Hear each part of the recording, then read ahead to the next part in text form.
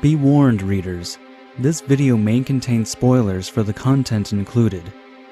Now that you have been fairly warned, let's begin today's retrospective. Welcome, readers, to my first ever retrospective. This new series will involve me reading a book every day, each video talking about a certain section, chapter, or group of chapters. In these videos, I'll be giving my thoughts on the book as I read it.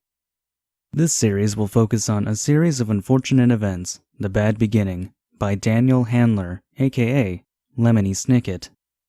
First off, every Series of Unfortunate Events book has a summary on the back briefly explaining the contents of the book while also telling you explicitly not to read it. It's such a nice touch that I've always enjoyed. The book begins with a fair warning of the unfortunate past, present, and future of the Baudelaire children, while also explaining who the children are. Violet is a 14-year-old inventor, she is the oldest. Klaus, a 12-year-old reader, he is the middle child. And baby Sunny, a biter of few words. She is obviously the youngest of the three. Poor Violet, Klaus, and Sunny receive miserable news from Mr. Poe, a family friend, that their parents have perished in a terrible fire that also destroyed their home. The Baudelaires are now orphans and must come to terms with this horrible news and prepare themselves for what lies ahead. This first chapter does a great job setting up the tone of the series. Immediately, the narrator tells you this is not a happy story, although some happy things may happen, but overall this will not end well. This gives you an instantaneous sense of melancholy while being contrasted by the fact that this is meant for children. It is apparent that this book is for children because the narrator explains what the word rickety means. I feel that any young adult and older would know what rickety means, but perhaps a young child would not have heard this word yet. Defining and contextualizing words is a recurrence that happens throughout the series that makes it obvious that this is meant for kids to read. But it is written in a way that adults can still appreciate the story being told. Nothing is dumbed down so much that a grown adult would look at this and immediately throw the book aside, thinking it was insulting their intelligence. And a child wouldn't feel intimidated by the writing style, the subject matter maybe, but at least they could follow along. The tone has been set, children's book with an underlying sense of dread. However, it seems that nothing goes into explicit detail. Yes, the Baudelaire parents have died in a fire, but it does not go into detail of how they died. They died in a fire, the house is destroyed, and that's it. The word killed is mentioned once and is immediately cut off.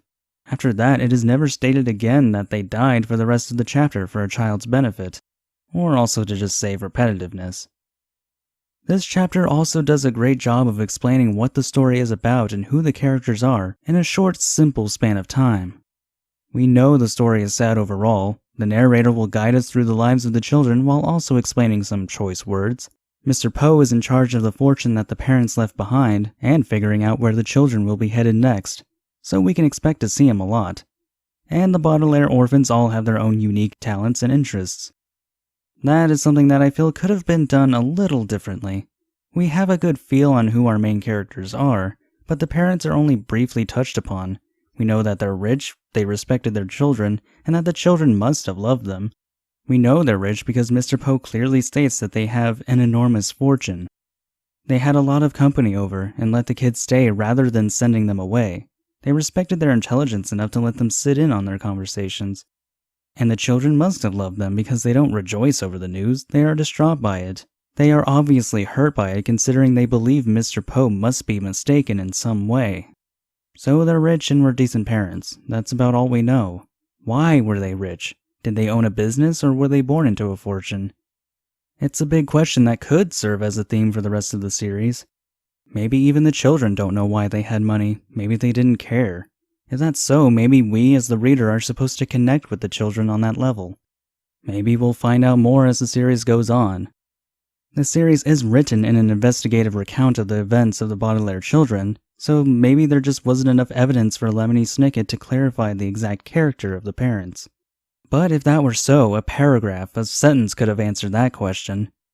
Just a little more information would have been helpful, albeit not absolutely necessary, so this is more of a nitpick than an actual problem. So what's next for Violet, Klaus, and Sunny? They are orphans now with no home, so they need a place to sleep. Maybe we'll figure out where that is next chapter. Until then, readers, Keep on reading.